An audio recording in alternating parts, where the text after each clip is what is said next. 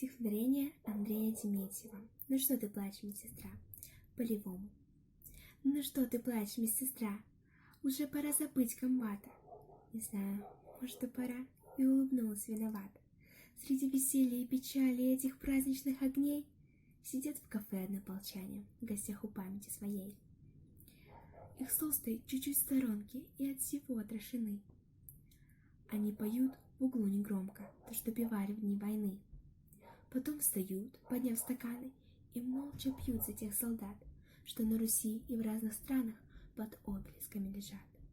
А рядом праздник отмечали их дети, внуки и сыны, среди веселья и печали совсем не знавшие войны. И кто-то молвит глуховато, как будто был чего виноват. Вон там в углу сидят солдаты, давайте выпьем за солдат.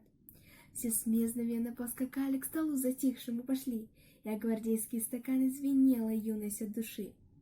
А после в круг ходили парами, но, возымев над всеми власть, гостей поразбросала барыня, и тут же пляска началась. И медсестру какой-то парень в присядку весело повел. Он лихо по полу ударил и загудел в восторге пол. Вот медсестра уже напротив выводит дробный перестук, и 25 годочков сбросив, она рванулась в тесный круг. Ей показалось на мгновение, что где-то виделись они, то ли вместе шли из окружения в те злые памятные дни, то ли раннего с поя его тащила на себе. Но парень был моложе вдвое, пока чужой ее судьбе.